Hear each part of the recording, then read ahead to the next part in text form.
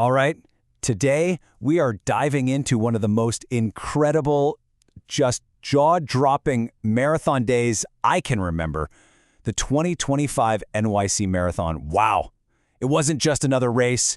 It was a day where the record books got a complete and total rewrite. So let me ask you this. How do you take one of the biggest, most famous races on the planet and turn it into something legendary, something that people are going to be talking about for decades? What does it take to do something so dominant it just stands in a class all by itself? Well, you do it like this. You don't just win the race, you take every single medal up for grabs. All 6 podium spots in the elite men's and women's races. One country. Total domination. And that right there is the first massive story we have to talk about. The sheer scale of what Kenya pulled off. I mean, this wasn't just a good race for them. This was a historic statement on the world's biggest marathon stage. Just let that sink in for a second. In a field that is jam-packed with the best runners from all over the world, the top 3 men and the top 3 women all came from the same country. A clean sweep like that it's practically unheard of at this level.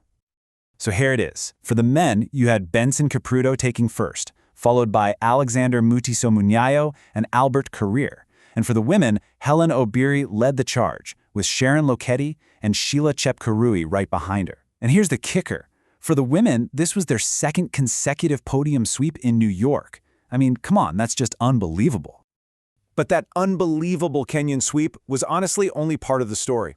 Let's zero in on that women's race for a minute, because what went down there was truly historic. A course record that had stood for more than 2 decades didn't just get nudged, it got absolutely demolished. Okay, so the old record, 2:22:31, had been on the books for 22 years. It was set way back in 2003 and felt like it was basically set in stone. Well, the winner, Hellen Obiri, didn't just beat it. She ran a 2:19:51. She absolutely smashed it by almost 3 minutes, which in the world of marathoning is a lifetime. But this is where the story gets even wilder. It wasn't just Obiri. The pace was so ridiculously fast from the start that the top 3 women, all of them, finished faster than that old 22-year-old record. You see it right here. Hellen Obiri won, Sharon Lokedi was second, and Sheila Chepkirui took third.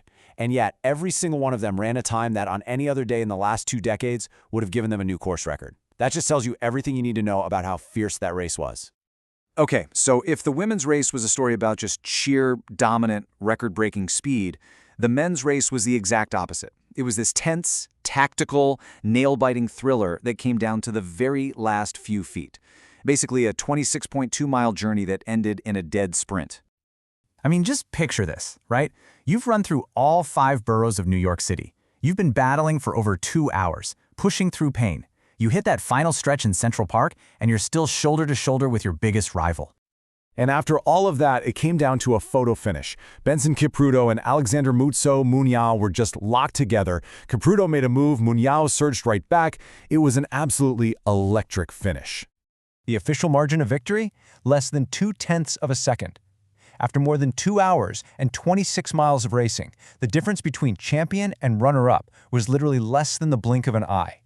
That is just so incredibly close. So while the Kenyan sweep was, rightly the biggest headline of the day, there were so many other amazing stories happening all across those 5 boroughs. So let's zoom out a little and check out some of the other incredible performances we saw.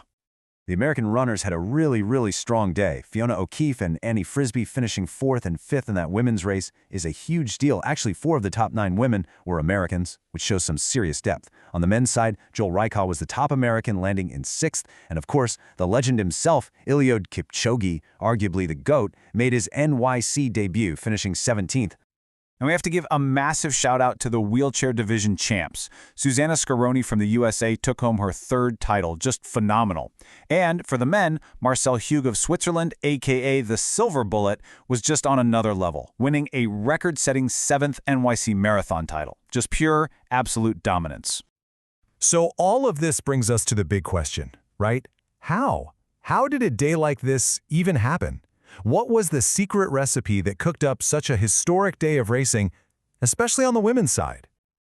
Well, a huge piece of the puzzle was what we can call the Clash of Champions.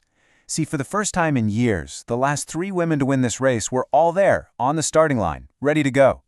When you have that kind of talent, Obiri, Lokedi, and Chepkirui, all staring each other down, nobody's going to let the pace go soft.